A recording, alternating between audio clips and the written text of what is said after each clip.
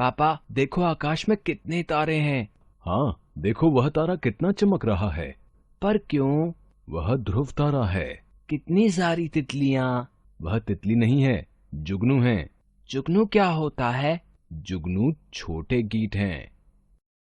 सार्थक और उसके पापा ने तारा, तारे, तितली, तितलियां शब्द बोले। तारा और तितली एक का बोध करा रहे हैं तथा तारे और तितलियां अनेक का बोध करा रहे हैं। इस प्रकार वस्तुओं और प्राणियों की संख्या का ज्ञान कराने वाले शब्दों के इसी रूप को वचन कहा जाता है। अतः हम कह सकते हैं, संज्ञा, सर्वनाम आदि शब्दों के जिस रूप से उनके एक या अनेक होने का पता चलता है उसे वचन कहते हैं। वचन के भेद। हिंदी में वचन के दो भेद होते हैं, एक वचन, बहुवचन। एक वचन, भौरा फूल पर मंडरा रहा है, पतंग आसमान में उड़ रही है, तोता मिर्च खा रहा है। वाक्यों में भौरा, फूल, पतंग, तोता, मिर्च शब्द इनके एक होने का ज्ञान करा रहे हैं। ये एक वचन के शब्द हैं। अतः हम कह सकते हैं, शब्दों के जिस रूप से किसी व्यक्ति, प्राणी, वस्तु या पदार्थ के एक होने का पता चलता है उसे एक वचन कहते हैं। बहुवचन, भौरे फूलों पर मंडरा रहे हैं, बच्चे रंग बिरंगी पतंगे उड़ा रहे हैं, चिड़ियां पेड़ पर चहचहा रही हैं। वाक्यों में भौरे, फूलों, बच्चे, पतंगे और चिड़िया शब्दों से उनके एक से अधिक होने का पता चल रहा है। ये बहुवचन के शब्द हैं। अतः हम कह सकते हैं, शब्दों के जिस रूप से किसी व्यक्ति, वस्तु, प्राणी या पदार्थ के एक से अधिक होने का पता चलता है उसे बहुवचन कहते हैं। वचन की पहचान संबंधी कुछ नियम। हिंदी में अनेक बार शब्दों के रूप को देखकर उनके वचन का अनुमान लगाना कठिन होता है। ऐसी स्थिति में वचन की पहचान इस प्रकार करते हैं। संज्ञा या सर्वनाम शब्दों के रूप और प्रयोग द्वारा। बच्चा, बच्चे, फल, फलों, इसका, इसके, तुम्हारा, तुम्हारे आदि में नीले रंगीन शब्दों के रूप से इनके एक वचन होने और लाल रंगीन शब्दों के रूप से इनके बहुवचन होने का पता चल रहा है। एक वचन से बहुवचन बनाते समय संज्ञा और सर्वनाम शब्दों के रूप बदल जाते हैं, जैसे बच्चा, बच्चे, पिल्ला, पिल्ले आदि। इसलिए वाक्य में शब्द के प्रयोग को देखकर उसके वचन का पता लगाया जाता है। जैसे, इस बच्चे का पिता कौन है? यहाँ इस बच्चे एक वचन है। इनके बच्चे शोर कर रहे हैं। यहाँ इनके बच्चे बहुवचन है। यहाँ पर पहले वाक्य में इस सर्वनाम बच्चे का विशेषण है जो एक वचन का है। इसी के साथ बच्चे शब्द के साथ का परसर्ग लगा है जो एक वचन है, इसलिए इस और बच्चे शब्द एक वचन के हैं। दूसरे वाक्य में इनके संबंधवाची सर्वनाम बहुवचन का है, जिससे पता चलता है कि बच्चे बहुवचन शब्द है। क्रिया के रूप द्वारा। अनेक बार कुछ शब्दों के रूप में परिवर्तन नहीं होता, जैसे फूल, कमल, पेड़ आदि। ऐसे शब्दों में वचन की पहचान वाक्य में प्रयुक्त क्रियापदों से होती है। जैसे, घर के बाहर आम का पेड़ है, घर के बाहर आम के पेड़ हैं। एक वचन के स्थान पर बहुवचन का प्रयोग। आदरार्थ बहुवचन, किसी के प्रति आदर या सम्मान प्रकट करने के लिए एक वचन के स्थान पर बहुवचन का प्रयोग किया जाता है। जैसे, गांधी जी राष्ट्रपिता कहलाते हैं, मामा जी मेरे लिए उपहार लाए हैं। तू एक वचन शब्द है और तुम बहुवचन। तू को आशिष्ट बोधक माना जाता है।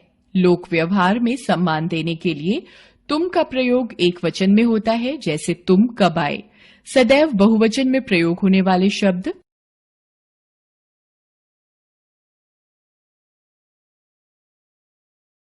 बहुवचन में ही होता है। जैसे, प्रधानाचार्य जी ने प्रार्थना पत्र पर हस्ताक्षर कर दिए हैं। मित्र की दशा देखकर उसकी आंखों में आंसू आ गए। कभी कभी बाल और आंसू शब्द का प्रयोग एक वचन में भी होता है। जैसे, आंख से आंसू निकलकर उसके गाल पर लुढ़क गया, उसकी रोटी में बाल निकल आया। सदैव एक वचन में प्रयोग होने वाले शब्द धातु आदि द्रव्यवाचक, जातिवाचक संज्ञाएं तथा भाववाचक संज्ञाएं एक वचन में प्रयोग की जाती हैं। जैसे, चांदी सस्ती हो गई है, हमें किसी से घृणा नहीं करनी चाहिए।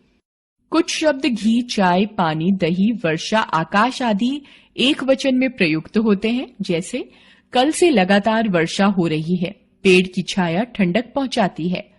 समूहवाचक संज्ञाओं भीड़, परिवार, झुंड, दल आदि का प्रयोग एक वचन में होता है। जैसे, जनता ने कुछ करने की ठान ली है। मेले में भीड़ बढ़ती जा रही थी।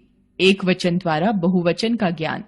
कई बार जातिवाचक शब्द एक वचन में ही बहुवचन का ज्ञान कराते हैं, जैसे उनके पास लाखों रुपया है। नागपुर का संतरा बहुत प्रसिद्ध है। वचन परिवर्तन के नियम।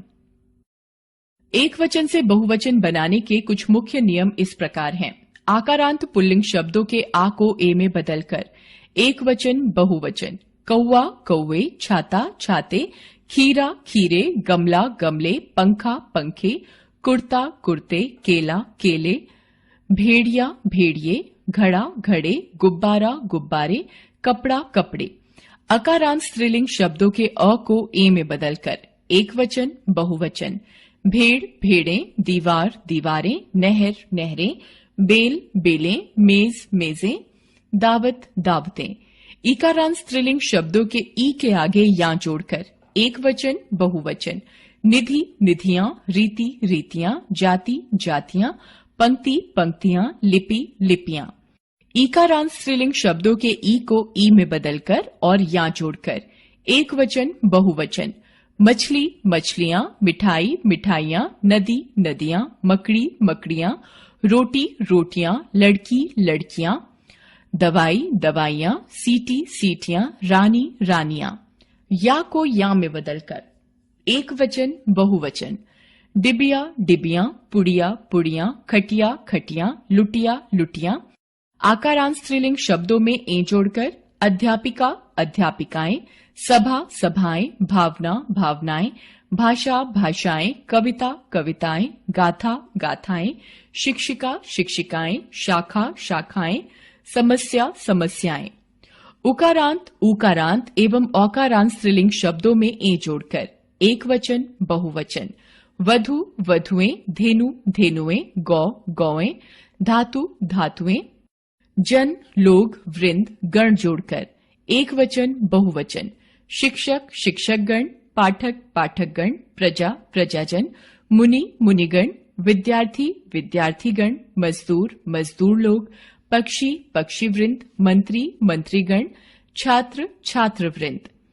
अ आ ई उ ऊ अथवा औ से समाप्त होने वाले शब्दों के साथ यदि कारक चिन्ह का प्रयोग हो तो उनके बहुवचन रूप में ओ या ओ जोड़ा जाता है। जैसे एक वचन बहुवचन।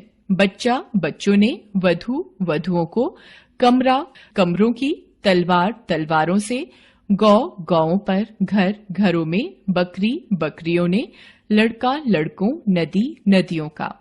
ध्यान दीजिए, जब शब्द युग्म अर्थात जोड़े में शब्दों का बहुवचन में प्रयोग किया जाता है तो शब्द युग्म के दोनों शब्दों का वचन नहीं बदलता, बल्कि अंतिम शब्द के वचन में ही परिवर्तन होता है। जैसे दाल सब्जी दाल सब्जियां, भेड़ बकरी भेड़ बकरियां आदि।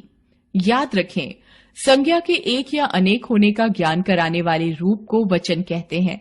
वचन दो प्रकार के होते हैं, एक वचन और बहुवचन। वचन की पहचान संज्ञा सर्वनाम विशेषण शब्दों के रूप और क्रियापदों से होती है। आदर प्रकट करने के लिए एक वचन के स्थान पर बहुवचन का प्रयोग होता है। बाल प्राण होश हस्ताक्षर आंसू दर्शन आदि का प्रयोग बहुवचन में होता है। कभी कभी बाल और आंसू शब्दों का प्रयोग एक वचन में भी होता है। समूहवाचक संज्ञाएं एक वचन में प्रयोग की जाती हैं। भाववाचक संज्ञाएं प्रायः एक वचन में प्रयुक्त होती हैं।